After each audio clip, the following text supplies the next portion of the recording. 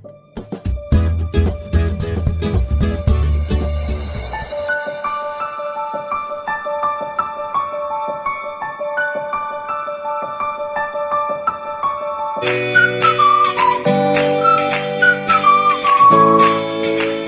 Friends, இன்னைக்கு நம்ம சேனலில் பூர்ண கொழுக்கட்டை பார்க்க போகிறோம். அது எப்படி செய்கிறதுங்கிறத பார்ப்போம். அதுக்கு தேவையான பொருட்கள் ஆட்டின அரிசி மாவு, வெல்லம், தேங்காய் துருவி வச்சுக்கிறோம். இந்த வெல்லத்தில் கொஞ்சம் தண்ணி விட்டுக்கோங்க. தண்ணி விட்டு நல்லா கரைச்சி எடுத்துக்கிடுவோம். தேங்காயை இப்படி நறுக்கி மிக்ஸி ஜாரில் போட்டு குறைன்னு அரைச்சிட்டு வந்துடுவோம். தண்ணி ஊற்றக்கூடாது. பாருங்கள், இந்த மாதிரி தண்ணி ஊற்றாமல் நல்லா அடித்து வச்சுக்கிறோம். இப்போ எப்படி செய்கிறதுன்னு பார்ப்போம் வாங்க.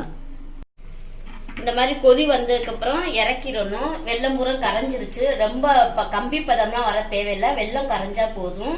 இப்போ இறக்கிடுவோம். இப்போ இதில் நெய் ஊற்றுனா நல்லா இருக்கும். நான் எண்ணெய் ஊற்றுறேன். உங்களுக்கு நீங்கள் நெய் வேணா நெய் ஊற்றிக்கோங்க. இப்போ இந்த எண்ணெய் காஞ்ச உடனே இந்த திருவின தேங்காய் அதில் கொட்டி வதக்குவோம். இப்போ நல்லா கிளறி விட்டுக்குருவோம். தேங்காய் நல்லா நெய் எண்ணெய் ஊற்றி நல்லா வதக்குனா நல்லா இருக்கும். 2 நாள் கூட இந்த கொழுக்கட்டை கெட்டே போகாது, நல்லா இருக்கும். தேங்காயை இப்படி நல்லா இந்த ப்ரௌன் கலர் வர வரைக்கும் நல்லா இப்படியே வதக்கிக்கோங்க. இந்த பதம் வந்ததுக்கப்புறம் வெல்லம் பாகம் எடுத்து வச்சிருக்கோம்ல, அதை இதில் ஊற்றிடுவோம். வடிகட்டி ஊற்றிட்டோம். ஏன் வெல்லத்தை வடிகட்டுறோன்னா, ஒரு சில நேரம் மண் இருக்கும் வெல்லத்தில், அதனால வடிகட்டிக்கிறது ரொம்ப நல்லது. இப்போ இதை நல்லா கிண்டணும். எப்படியே கிண்டிக்கிட்டே இருங்க.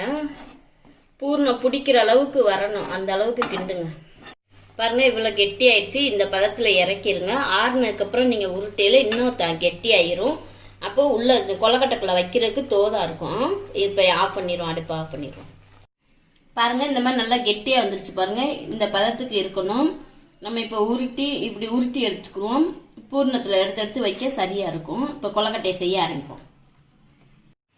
ஆட்டின மாவுங்கிறனால இந்த மாவு கொஞ்சம் தண்ணியாக இருக்கும். அதனால நான் ஒரு வெள்ளை துணியில் இந்த மாவை கொட்டி விட்டு நல்லா தண்ணியை பூரா எடுத்துட்டேன். அதே மாதிரி நீங்களும் பண்ணி இந்த பதத்துக்கு வச்சுக்கோங்க. அப்போனா தான் நமக்கு பிடிக்கிறதுக்கு நல்லா வரும். உருட்டையில் இப்படி உருட்டி இப்படி தட்டுறதுக்கு நல்லா வரும். இப்போ பார்ப்போம் எப்படி செய்வோன்னு பார்ப்போம். பாருங்கள், இந்த மாதிரி உருட்டி இப்படி இந்த சைஸுக்கு உருண்டை எடுத்துக்கோங்க. எடுத்துக்கிட்டு இந்த மாதிரி துணியை ஒரு பாத்திரத்து மேலே துணியை விரித்து போட்டு இப்படி தட்டிக்கோங்க.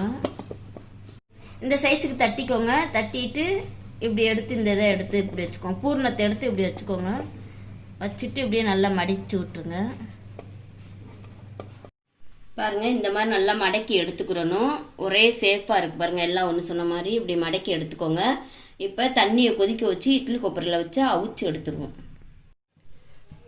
இப்போ இட்லி கொப்பரையில் வச்சுட்டோம். இப்போ இது நல்லா வேகட்டும். வெந்ததுக்கப்புறம் பார்ப்போம் எப்படி இருக்குன்னு. பாருங்கள், இப்போ நம்ம கொழுக்கட்டை சூப்பராக வெந்து நல்லா வந்துருச்சு. சூப்பராக இருக்குது. இதே மாதிரி நீங்களும் வீட்டில் ட்ரை பண்ணி பாருங்கள். உங்களுக்கு பிடிச்சிருந்தா கமெண்ட் பண்ணுங்கள், ஷேர் பண்ணுங்கள், லைக் பண்ணுங்கள். மறக்காமல் பெல் பட்டன் ப்ரெஸ் பண்ணுங்கள்.